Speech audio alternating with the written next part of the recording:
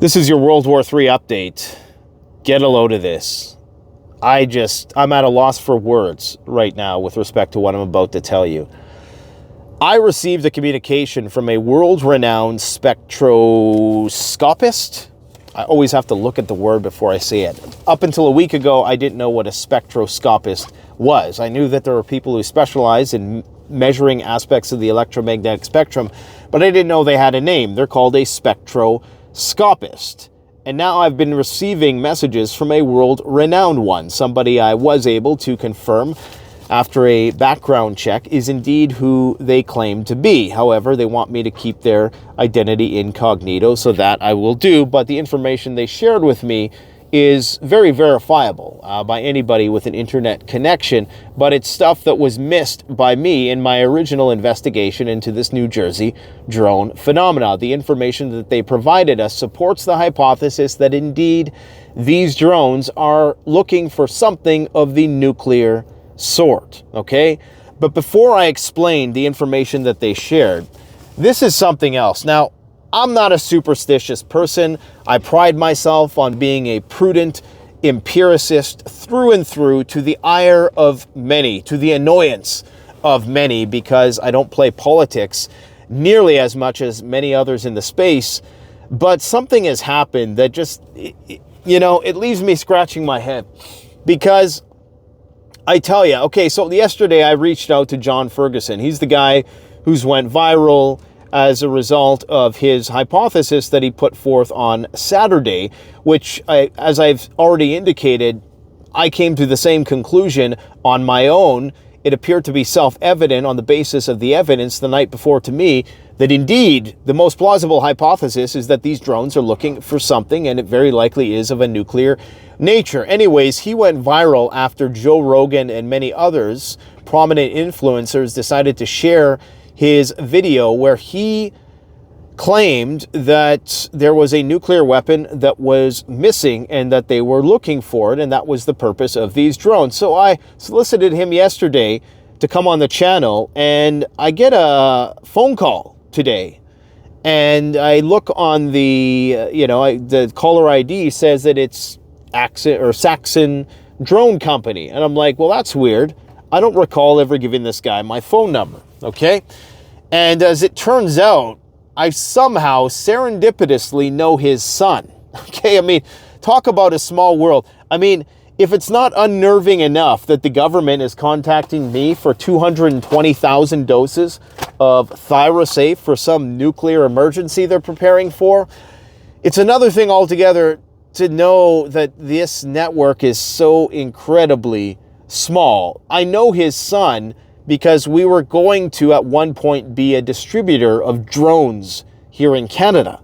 And it turns out that his son is in the drone industry, like father, like son. I mean, isn't that weird?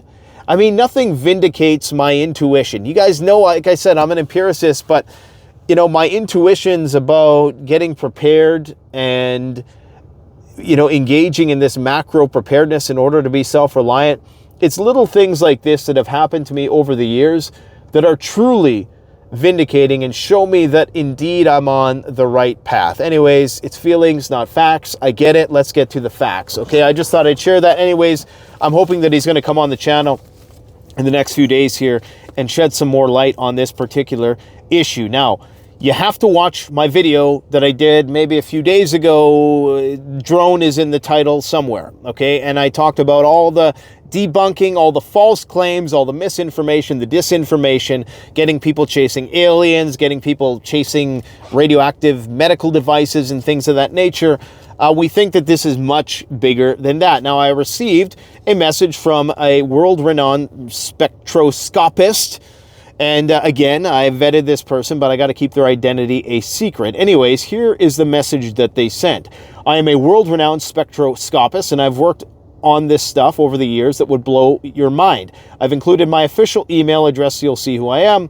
Watched your new drone video last night, and you are getting closer than most out there, and you got really close tonight when you started to discuss why it happens at night. Why do these drones fly at night. Now, I speculated that the reason why they did so is because if they were to do it during the day, then it would be abundantly clear, even more clear than it is now, that they're carrying a certain payload, which is visually identifiable, and that then could potentially be a dead giveaway that they were in fact looking for something of a nuclear nature, because these drones that detect the spectroscopic drones have a distinct look to them, okay? And the internet would be able to determine quicker than it did that that's in fact what they were looking for. So the government was trying to the best of their capability to keep that a secret, but that is not the reason, he said.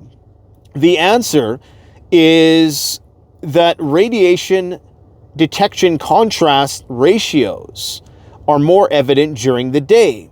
That is, the amount of specific signal detected versus the background radiation. In the daytime, when the Earth faces the sun, in essence, which is a hydrogen nuclear fusion bomb burning 400,000 tons of hydrogen per second, the sun emits vast amounts of radiation, so we lose contrast. Think sensitivity. When we are looking for specific signatures, we do have quite a few planes that cool their detectors to enhance contrast in the daytime. Think of sub-hunters, like the nuclear sniffers. I can't remember, was it WC-135? But these are large and can easily handle the cryogenics of detector cooling. A drone cannot handle such weight.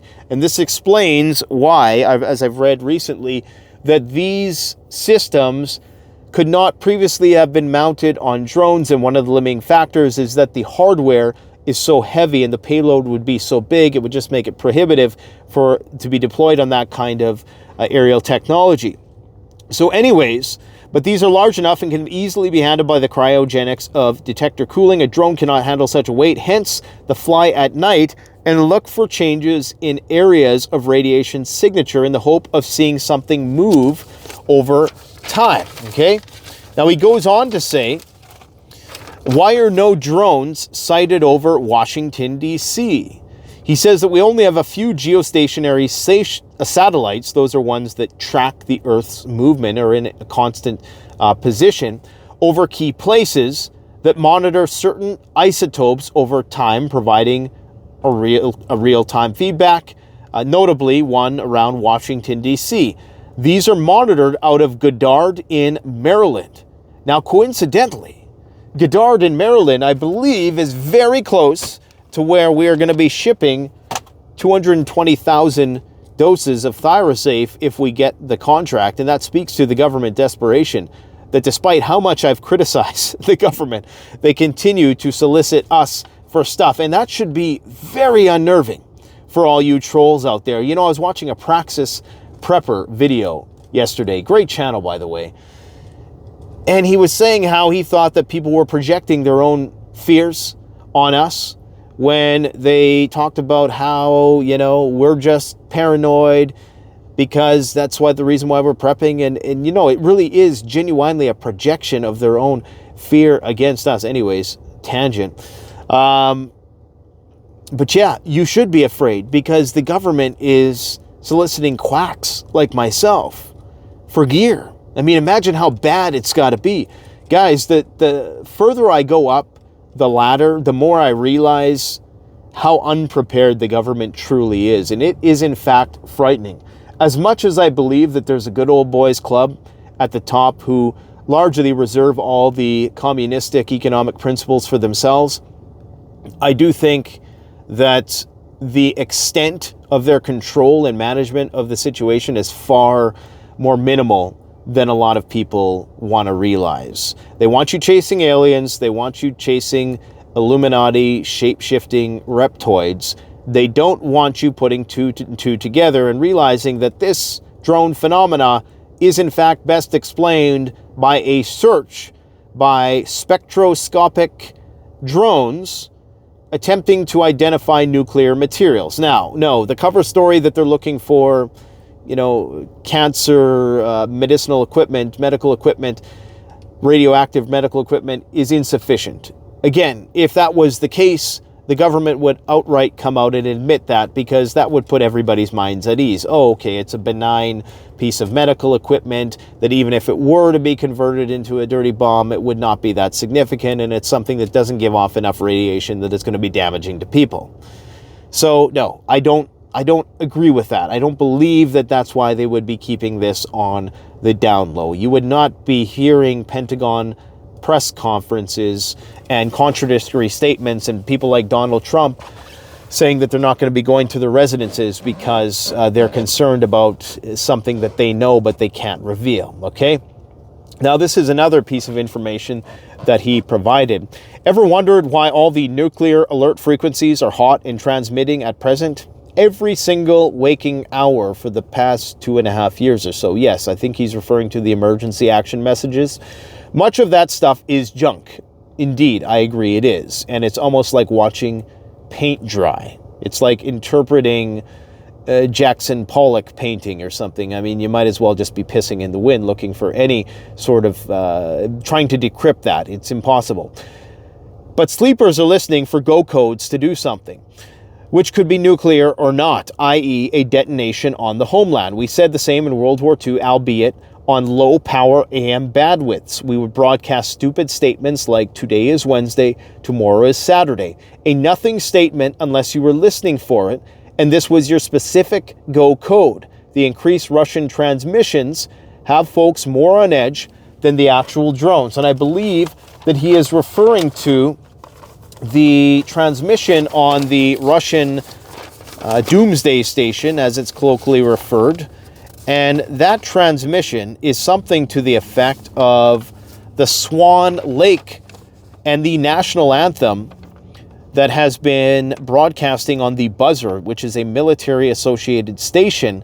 Swan Lake, of course, has symbolic significance, and it's related to national crises in Russia, such as the fall of the USSR. I believe that was the last time it was played, hinting at a potentially significant event that is on the horizon.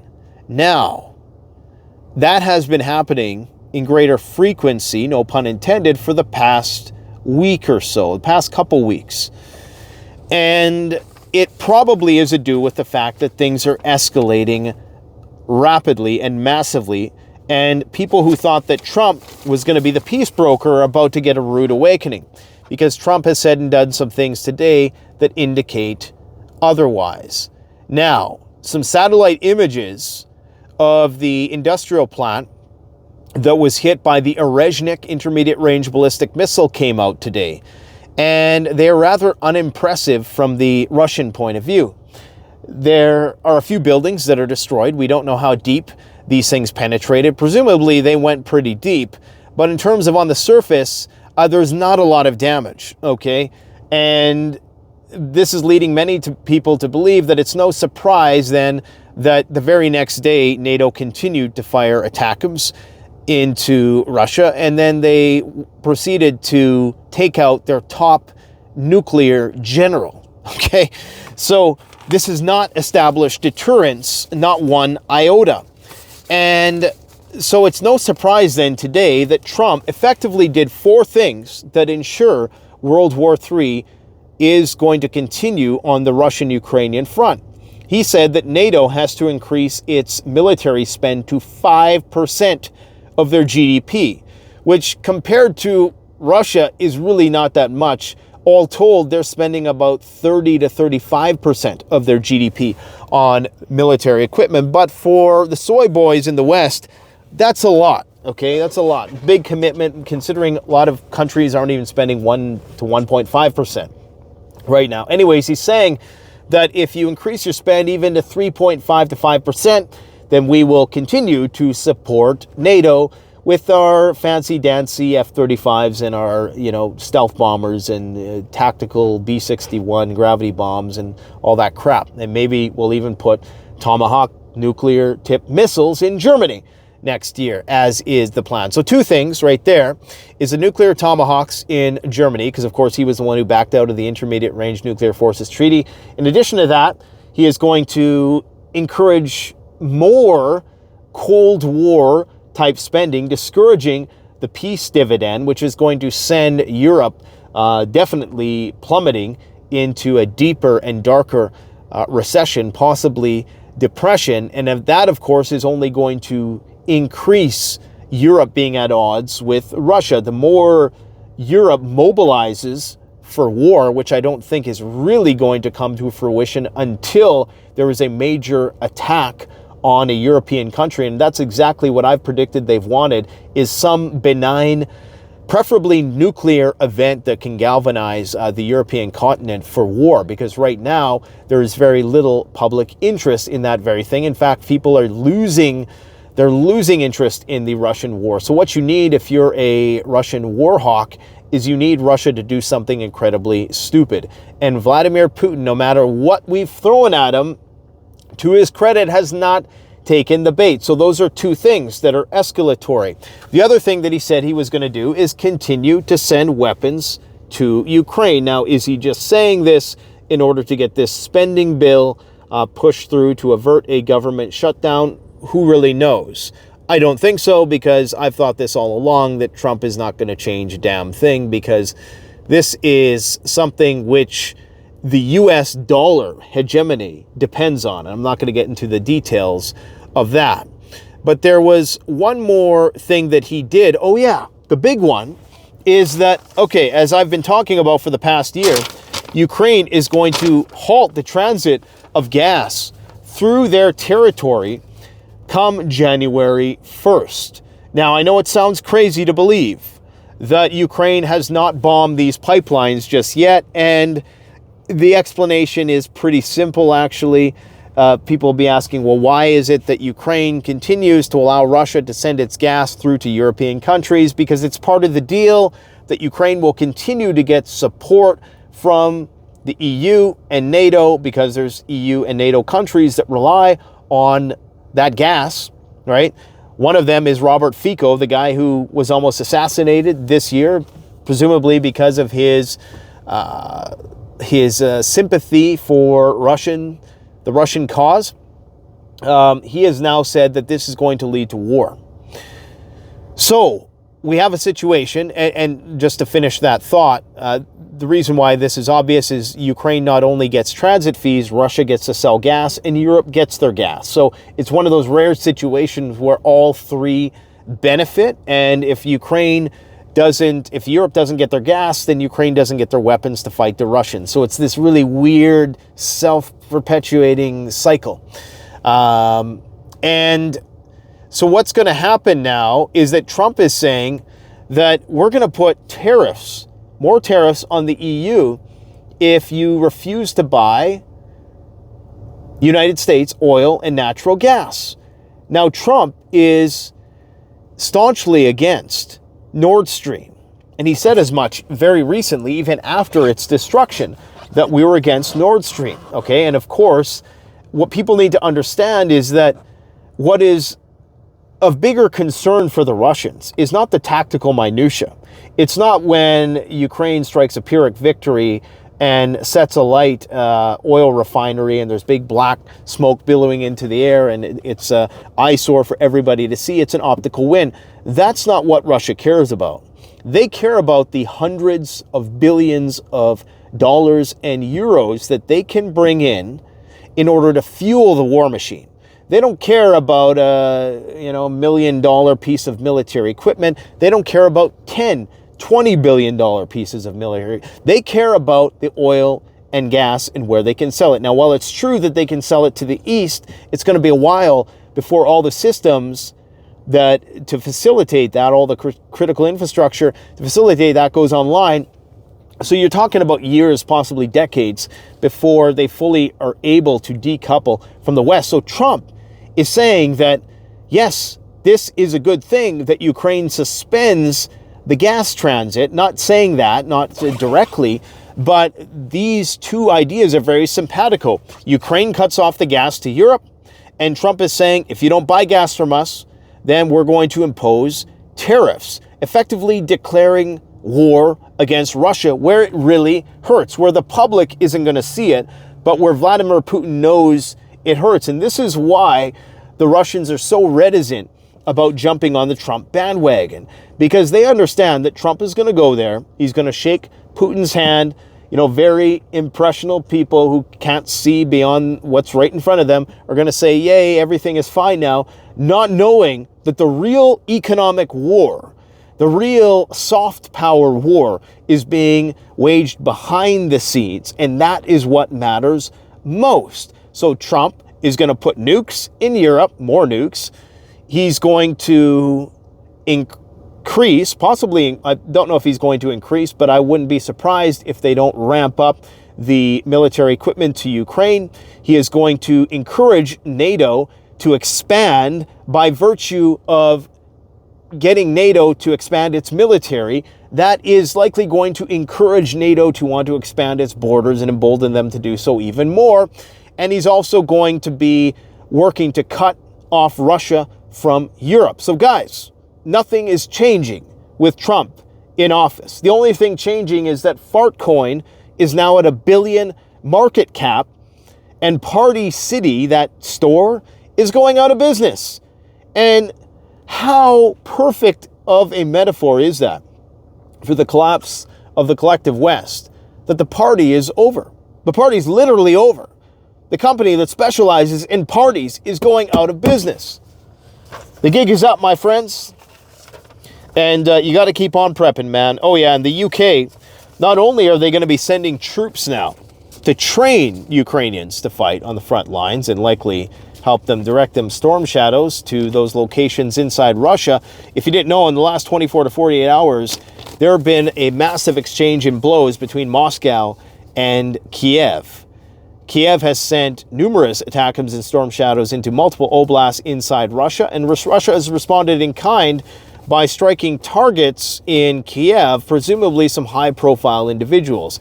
The only time Kiev will ever show you anything, because of course they're a borderline totalitarian state masquerading as a democracy, the only time they're ever going to show you any sort of video footage is if they want you to see it. And when they show you videos of burning cars and they're talking about civilian casualties, you can bet that the primary targets were high-profile people within the Ukrainian government, VIPs. Russia ain't wasting their Iskander missiles and their hypersonic weapons on nothing. There was rumors that they might have actually used another Orishnik, but that has not been confirmed. Anyways, the Brits are not only going to be sending trainers and people to operate these storm shadows as they typically have, and of course foreign mercenaries, but now they're going to be openly helping out the commissars who go and scoop unsuspecting males off the streets and send them off to the trenches to die for NATO so that they can keep the gravy train rolling.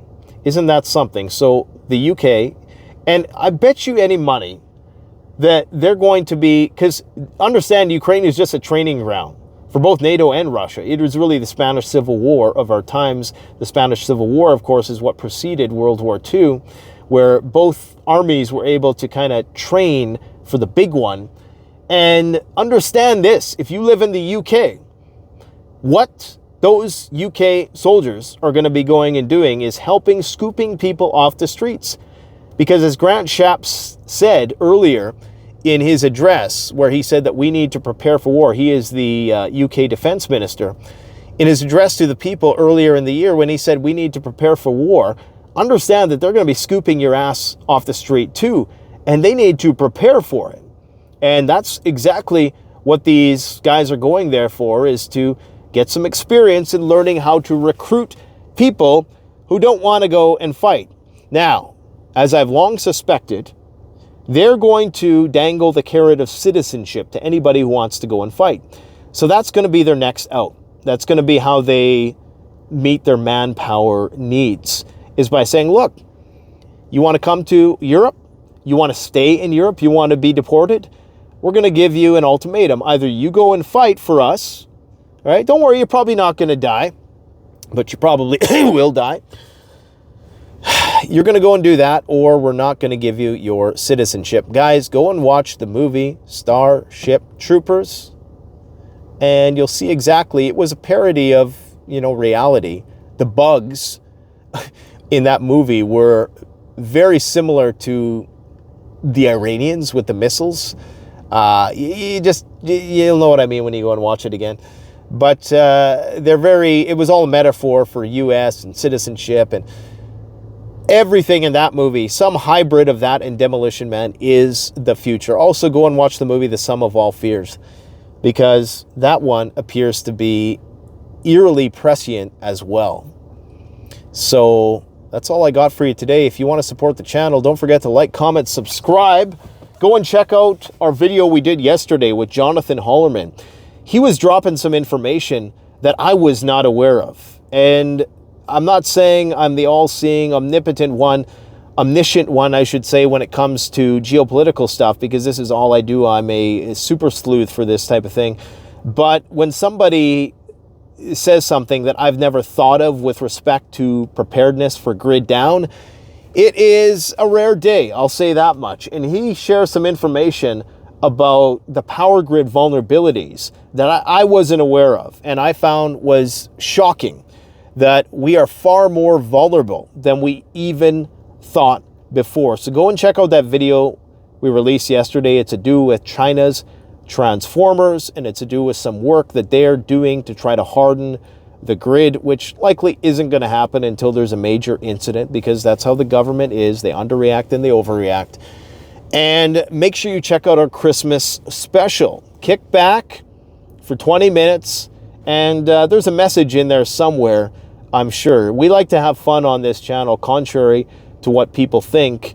I love life. I try to enjoy my life. I try to enjoy my family. It's not all doom and gloom. It's not all just waiting for the apocalypse. It's embracing the fact that I've always said, guys, that preppers truly appreciate the world as it is now far more than somebody who isn't preparing for that world to collapse.